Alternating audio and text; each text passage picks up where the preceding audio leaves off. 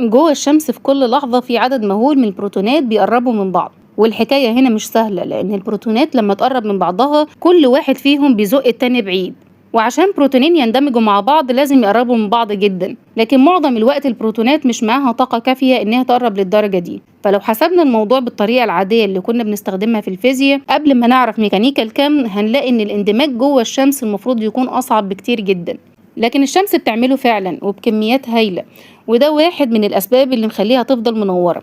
طب إزاي؟ هنا بتبدأ واحدة من أغرب الحكايات في الفيزياء، حكاية اسمها الميكانيكا الكمية. علشان نفهمها لازم ننسى شوية الطريقة اللي احنا متعودين نفكر بيها. احنا في حياتنا العادية بنشوف الحاجات بشكل واضح، أي حاجة موجودة حوالينا، كرسي، قلم، سرير، دولاب، لكن لما ننزل لعالم الحاجات الصغيرة جدا زي الذرات والإلكترونات والجسيمات القواعد بتبدأ تتغير. الجسيم الصغير مش دايما نقدر نقول عليه ببساطة ان هو موجود قدامنا، ممكن يكون عندنا اكتر من مكان محتمل انه يكون موجود فيه، وكل مكان ليه احتمال. وفي حاجة في الرياضيات بتوصف الاحتمالات دي كلها اسمها الدالة الموجية، ومش محتاجين نحفظ الاسم ده على فكرة، المهم نفهم الفكرة.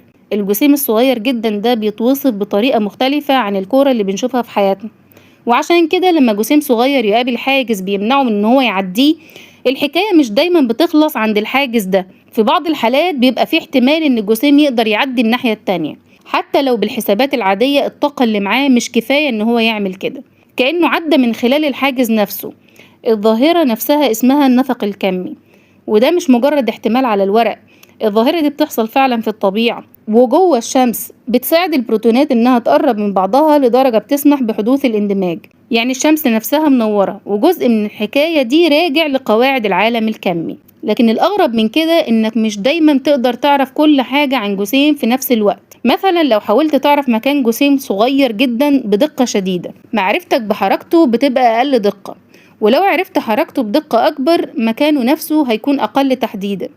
ودي مش مشكلة في أجهزتنا، يعني احنا مش محتاجين جهاز أفضل عشان نقدر نقيس أو نقدر نحدد هو فين، لكن دي طبيعة العالم نفسه. في العالم الكمي الجسيم ممكن يكون عنده أكتر من احتمال في نفس الوقت، مش بمعنى ان احنا عندنا نسخة من الجسيم هنا ونسخة هناك، لكن بمعنى انه قبل ما نقيسه وصفه الكمي ممكن يكون ليه أكتر من احتمال.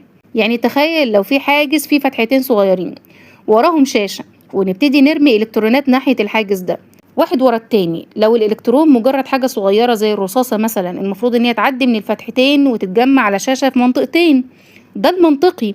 لكن اللي بيحصل أغرب من كده، بعد ما بنرمي عدد كبير من الإلكترونات الشاشة بتبدأ ترسم شكل غريب، أماكن فيها إلكترونات كتير وأماكن تانية تقريبا ما فيهاش. والغريب إننا لو رمينا الإلكترونات واحد واحد النمط برضو بيظهر، كأن كل إلكترون بيتصرف بطريقة فيها خصائص الموجات والمسارين المحتملين بيساهموا في الشكل النهائي. لكن العلماء هنا قالوا خلينا نعرف الإلكترون عدى من أنهي فتحة، حطوا الجهاز عند الفتحتين وفجأة النمط اتغير. لما عرفنا الطريق اللي الإلكترون أخده السلوك اللي كنا شايفينه اختفى. ودي نقطة مهمة جدا، الموضوع مش إن الإلكترون غير مساره ولا إن وعي الإنسان بيغير الكون، الفكرة إن عملية القياس نفسها بتعمل تفاعل مع الجسيم، والتفاعل ده بيغير حالته. ومن هنا ظهرت واحدة من أكبر الأسئلة في ميكانيكا الكم، إيه اللي بيحصل بالضبط وقت القياس؟ وهل فعلا الجسيم بيكون في كل الاحتمالات دي قبل القياس، ولا إحنا اللي محتاجين ندور على أي تفسير تاني؟ الفيزيائيين عندهم أكتر من تفسير للموضوع، ومش كلهم متفقين على إجابة واحدة لغاية دلوقتي. لكن أحيانا جسيمين صغيرين بيتولدوا بطريقة تخلي ما بينهم علاقة غريبة، حتى لو خدنا كل جسيم بعيد عن التاني. لو قست حاجة معينة في واحد منهم هتلاقي النتيجة مرتبطة بنتيجة التاني حتى لو بقى بعيد عنه، والتجارب أثبتت إن الارتباط ده حقيقي. لكن خلي بالك من حاجة مهمة، ده مش معناه إننا نقدر نبعت رسالة أسرع من الضوء. يعني مش هتقدر تعمل حاجة للجسيم الأول وتبعت بيها رسالة فورية للجسيم التاني، الارتباط بينهم موجود لكنه مش وسيلة اتصال أسرع من الضوء. وطبعا الميكانيكا الكمية مش بس بتتكلم عن جسيمات بتعدي حواجز أو جسيمات مرتبطة ببعض، هي كمان بتفسر حاجة موجودة في كل حاجة حوالينا تقريبا، الضوء. جوه الذرة الإلكترون مش بيقدر ياخد أي طاقة وخلاص، في مستويات معينة للطاقة بيقدر يكون فيها، تقدر تتخيلها زي سلم. الإلكترون يقدر يكون على درجة معينة وبعدين ينزل لدرجة أقل، ولما ده يحصل الطاقة اللي فقدها ممكن تخرج في صورة ضوء. والضوء ده بيكون ليه خصائص معينة، منها لون أو طول موجي معين، وكل عنصر عنده ترتيب مختلف للمستويات دي، وعشان كده كل عنصر بيطلع مجموعة مميزة من الألوان والخطوط في الضوء بتاعه، زي بصمة تقريبا. والعلماء يقدروا يشوفوا البصمة دي في ضوء نجم بعيد جدا، ويعرفوا النجم ده فيه ايه من غير ما يروحوا هناك. يعني النظرية اللي بتوصف عالم أصغر من إن عينك تشوفه بتساعدنا نفهم الشمس والنجوم والضوء والذرات وحاجات كتير جدا في الكون. ولو رجعنا لأول سؤال، إزاي البروتونات جوه الشمس بتقدر تقرب من بعض رغم إن الطاقة اللي معاها مش كفاية بالطريقة العادية؟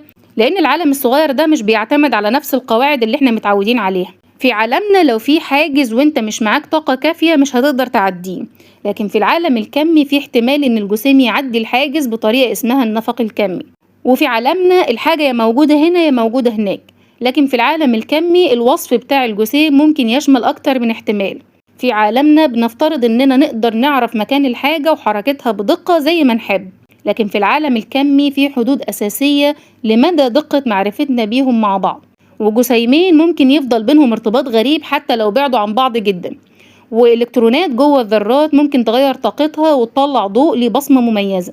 كل دي حاجات شكلها مختلف جدا، لكن كلها بتقول لنا نفس الحاجة: العالم الصغير ده مش مجرد نسخة مصغرة من عالمنا.